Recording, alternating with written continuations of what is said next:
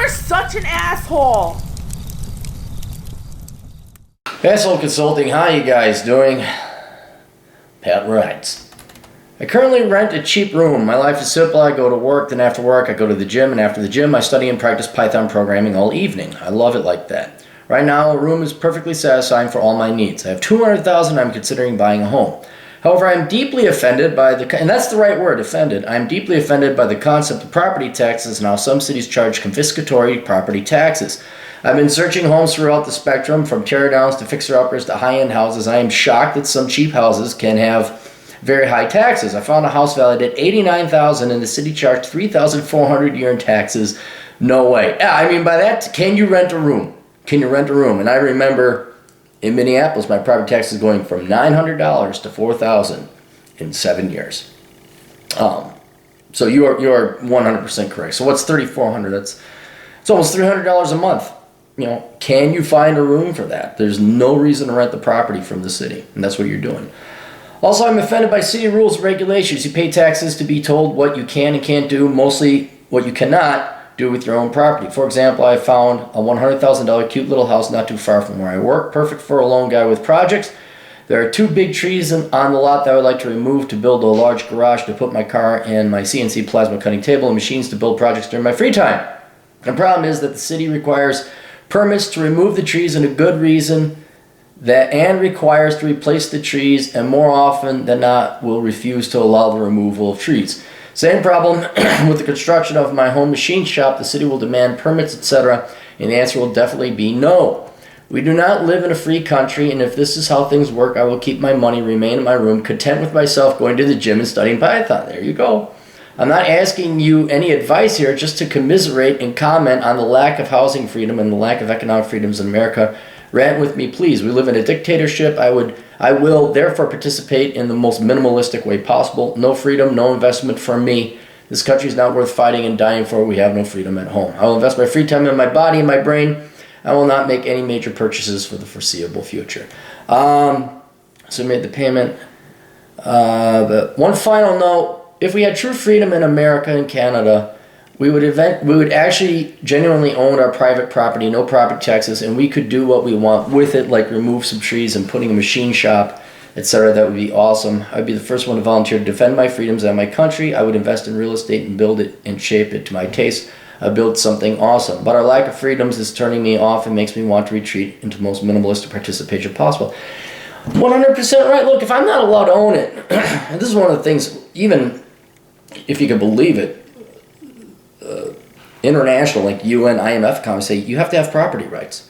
To grow an economy, you need to have property rights. Like, yes, you own that property. You are allowed to own that. Because if you don't, then you kill the incentive for anybody to work, as evidenced by the client here. Because why would you work? You work up the money, you buy assets. I don't own these assets, well then why should I work? And the Venezuelans are figuring that out real quick. At least they can't take my brains or my physical fitness, and they can't tax those. Absolutely, absolutely. And it doesn't cost much money to improve upon those just well-invested free time. Blah, blah, blah, blah, blah. All right, you are 100% right. I'm going to address the thing, but let's talk about more of the philosophical. I'd like to get ranty about it, but I have attained Zen. I've achieved Zen in this regard. Also, not only in part because I accept it, but there are ways to get around this. But let's talk about your minimalism. If you're a single person, male or female, and you're a minimalist, it's rarely going to be worth your time to invest. It's almost always better you rent. Now, this is coming from a guy who bought rental property, which is kind of a different ball game. And even I botched it up a little bit buying in Minneapolis. But you can get some other income coming in through rental property. So that is kind of how I paid off my house early. I'm sitting pretty right now. You know, I don't think I'm going to starve during retirement. I'm not going to have huge parties either. But if you're a minimalist, you hit it perfectly on the head that it is your brain and your body that matters most. And all you need is a place to sleep. That's really all you need is a place to sleep. Even though I have rental property, I can fit everything into my truck. Everything I don't fit into my truck. When I go on my motorcycle rides, everything fits in a backpack. Now we're talking month-long motorcycle rides. And so I think that is where happiness is. would it be nice to have a house? Yeah, it's nice. You could have barbecues in the back and all that, but it's also a pain in the ass. You got to vacuum. You got to mow the yard, leaves, maintenance, probably all that other stuff. Whereas if you rent, you have all this extra time. The landlord takes care of that. And it's divided amongst 100 different units that your operating or overhead cost of maintaining that property is very small. A very small portion of your rent. So I would even question whether you want to get a house. I mean, what prompted you to get a house in the first place? Single guy, no kids, IT. Especially if you're a digital nomad and you can work from a laptop, that just puts more and more arguments against owning a house. Now, that being said, I commonly give advice that, like in your case, you're sitting on 200,000. People are like, well, what do I do with it? I played all my cards right. What do I do? I'm like, well, it's not the worst thing to own a house. You'll never be homeless. So in that regard, sure, and if you have someone that you can rent it out to and you find the right property, I mean, there's all these ifs, then a house can work for you. But this gets to the original point of your request, and you wanted me to rant, is that you didn't find the right house because you're in the city. And I guarantee you are living with liberals and leftists. And so let's talk about property taxes from an economic standpoint, specifically municipal. Property taxes means you don't own it, period. It's not an eccentric observation. It's not an economist trying to be cool. If I have to rent my property from the state, then I don't own it. And North Dakota was about to ban property taxes. That I was hopeful. I'm like, wow, they're going to ban property taxes. This is something I hope every once in a while. Trump gets elected, Tennessee eliminates the state income tax, and North Dakota is going to get rid of the property tax. That would be the true epitome of the American dream. I own my land, and fuck you, you can't take it from me. This is mine. This is my castle. Even the conservative white people of North Dakota couldn't do it. And it really, you guys wonder why I enjoy the decline and have no faith. That's one of those things like, wow, even you guys you Republicans can't realize the flaw, the danger that you don't own your property and that the city can jack up the property taxes that you are leasing from the city or the county. And so that's 100% true. You don't own your property. I don't own my property. I got to pay the WBL. The county, not Hennepin, Ramsey. I gotta pay them. Here's your fucking blood money, assholes. So yes, you do not own your property, but you kind of own it and you can move it around. You move the rights to pay that local city or municipality or county the property taxes. As I said before, though, the problem is that you're living in liberal towns. My property taxes are very low. I used to live in Minneapolis. I used to live in Hennepin County. And now it's even worse. Like, I hear about people in my old neighborhood. Oh, my God. They're paying $500-600 a month. That was twice the rent I was paying. Now, admitted, you got to adjust for inflation in the market. But it gets to the point. I had a couple. They were paying $16,000 for a nice house, but not a big mansion. $16,000 a year for property taxes. At some point in time, you got to realize that, and I've written about it, what major liberal towns are, although that's repetitive, is big, expensive homeowners associations where you could pay to hang out with intellectually inferior, parasitic, leftist, socialist people. But I repeat myself. That's essentially what large municipalities, maybe not so large municipalities as the cities are, with their property taxes. You are paying an egregious HOA fee. And I wish it was the HOA fee, because HOA fees go to like maintaining your property, the grounds, the foliage, the parkways, whatever else. But when it comes to liberal towns, cops, roads, maybe this much. The rest of it, diversity projects, art fairs, things and stuff, and money we could just give to my friends, or like BF, they all have their master's degrees in there. Minneapolis, they recently hired a diversity preparedness director for like $120,000 a year. It's make-work projects for these worthless liberal arts degree people and their cronies and friends to make believe they have real jobs. And that's why your property taxes. Go look at the city. Go look at the city's budget and see where the money goes. Initiatives raising awareness. Does it go to cops, firemen, garbage, and roads? That's where it should be going. but it's not. And that's the cost and consequences of living in large liberal towns. Is you could call it rent, you could call it property taxes. I kind of prefer to view it as HOA fees. Go to a bunch of crap that you never asked to pay for.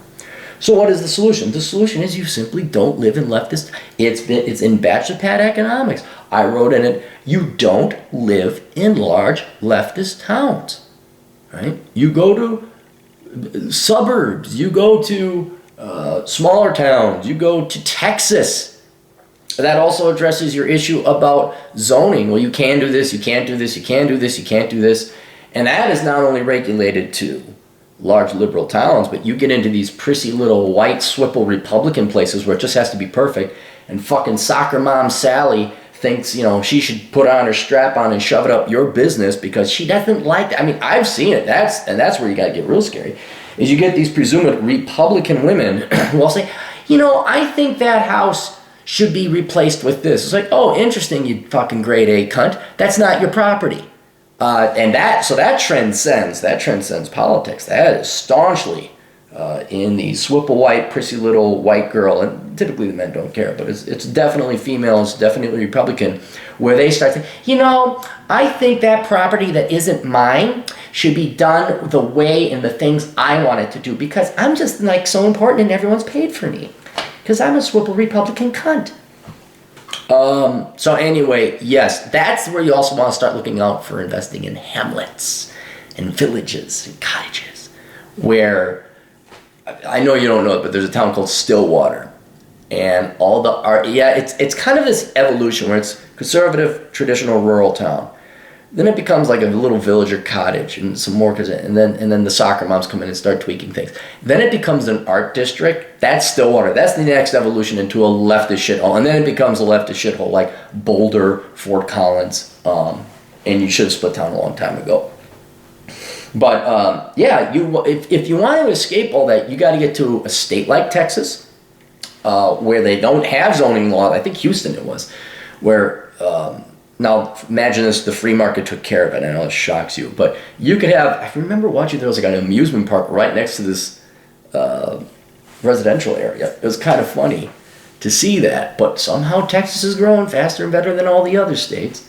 And somehow imagine that commercial areas formed by the interstate and residential areas are formed as groups away from the highway. But yeah, you move.